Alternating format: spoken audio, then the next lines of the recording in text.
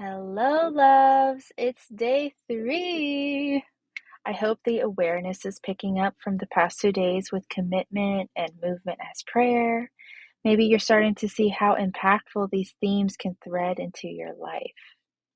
Before we head into the theme of today, a gentle reminder to stay open. Keep your heart open. If any reservations come up, consider that it's possible that it's not your voice, but a judgment that's passed on by a circumstance of the past. Okay? If it helps, you can write down the judgment or comment that keeps repeating in your head and then save it later to deal with. You'll know what I mean when we're done with today's session. Yeah? Are we cool to move on? Okay, moving on with an open mind and an open heart. Okay, remember non-agreement from day 1? Today's theme goes deeper into that. Just a reminder, non-agreement is the stuff that comes up that doesn't work or isn't aligned with your new commitment. That also can be called contrast. Think of your commitment as a bright leading light and the non-agreement as darkness. Having a new commitment shines a light on what doesn't work or isn't alignment with that commitment. Hence, contrast is there. And guess what? Contrast gives us direction. Contrast gives us an opportunity to see what we prefer. So we're actively learning how to not be scared of the dark, but to learn and create with it by moving the energy with a sense of direction. How? Well, when we shine a light on what's dark, awareness happens. Think of going into an old storage unit that's deep and dark, and you got to use a flashlight to find what you want. As you point and use your flashlight, you start to see everything. That includes all of the things that you don't want, right? Maybe you go through all the boxes and that's all the stuff that you're not necessarily looking for, but you keep moving forward until you find what you're looking for. Contrast gives us an opportunity to make a choice, to see and explore what we prefer instead, so that we can move forward from there. And guess what? We'll need our inner roommate's help with this. This is where she'll actually be useful. So no need to demonize and resist her. Befriend her. Make her your friend. Here's an example. Let's say I created this new commitment of being kinder to myself. And I'm going through my day and I pass by a mirror and I stand there and look at myself. And then I hear my inner roommate say, "Why do you look that way? You're so sloppy. No one's going to love you." Or whatever tangent she starts to go on. Then we could use that contrast and be like, "Oh, thank you for sharing, but that's not the truth. And I'd prefer to be grateful that I actually love my smile, to be grateful that I have eyes so I could see my loved ones and see the beauty in the world, that my eyes work. I prefer to know that I am beautiful no matter how tired I look because I'm doing my best, taking care of the people I love, and I'm in the process of loving and being kinder to myself. I choose that instead." Do you see how we flipped the contrast and moved it towards our new commitment? In my Feeling Sexy AF program, we had an exercise on week 4 on facing our fears and doubts and flipping them around to positive affirmations. That's what we're going to do today in this challenge. This takes practice and an open willingness to see, hear, feel into the contrast, the voice of fear, the voices of fear, doubt, shame, and guilt, in order to create a new. And hopefully this new context behind it is more playful and less scary for you. So remember that gentle reminder in the beginning of the session, keeping an open heart and an open mind. Stay with the fears, emotions, doubts, insecurities. Have them really tell you what they think. And boom, there you have contrast. They have given you the key to change that contrast. Write it down and then cross it off. Then write down the preference, what you prefer instead. Alchemizing at its best. At first, it may be hard to see what you prefer. I get it. I was the same way. And here's what you can do when you're struggling to find it.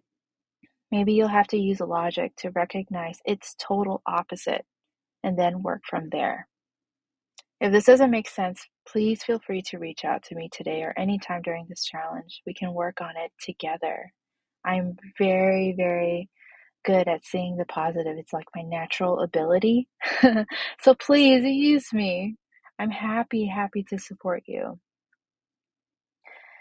Here's where you'll get your 3 positive affirmations to repeat in the mirror. It works way better when you create your own and know where it's sourced from, because I bet you've tried stating affirmations before. Like, I am confident, I am powerful, I am beautiful, like trying that on, trying it before, but they just don't sit right because it feels fake, because there's some part of you that story, that emotion, some part of you that makes it feel unreal, like you can't trust yourself. And so then you're just going on that distrustful cycle when you state those and force those affirmations on you. Yeah, that doesn't work. So that's why I'm taking the time to teach you a more effective way to do this. Okay? Here we are. Here are the instructions. Step 1, we set aside 30 minutes with no distractions and get in touch with your new commitment. Like, get in the vibe of it. Or if you can't get in the vibe of it, just read it out loud, maybe once or twice, and then move forward from there.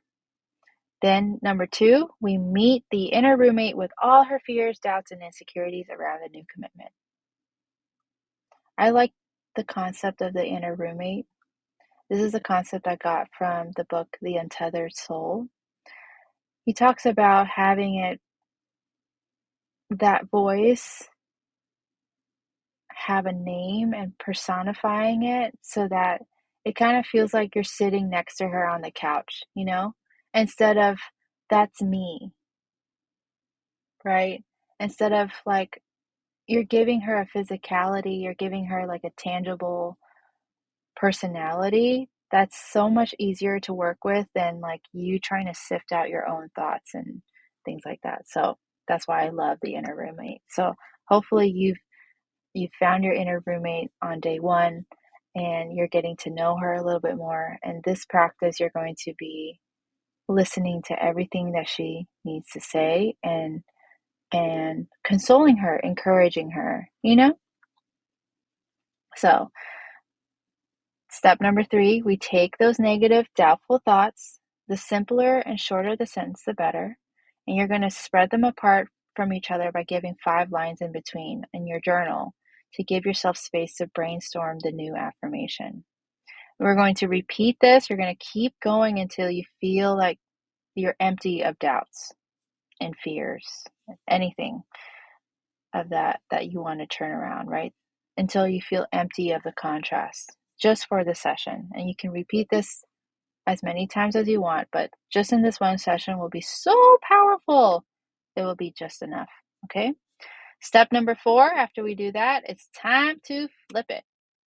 We go one by one, cross off the negative doubt or fear, that sentence, cross it off, and underneath it in a different color, start to write down the opposite of that fear.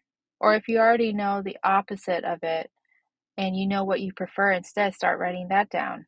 And then still allow yourself to dig deeper into the layers of what will have you feel more empowered and inspired? What is something that is going to make your heart sing, right? You want to feel into that feeling, but this is how contrast gives you direction, that preference. And then step number 5, try on these new affirmations in front of a mirror. Mirror work is super difficult. I understand. I know a lot of people who are terrified of mirror work, but you got this. I'm here. Okay? You have me now. You'll be confronted at first. Stay with it. Be open to seeing what shows up for you. Hold yourself there as you move through different emotions and feelings. When you feel like you want to stop, that's when you really stay with it. You're like, I'm not leaving. Just like as if your kid has a tantrum, right? You love them so much. All they need is for someone to hold them, like someone to hold space for them to feel their emotions. And so you're doing the same for you. This is somewhat of like reparenting yourself in ways, right? But we're not going to get deep into that.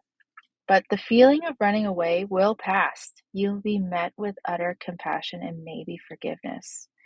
That's great if that happens because that means that you're releasing old stories. And by the end of it, you'll have a huge sense of relief. Okay?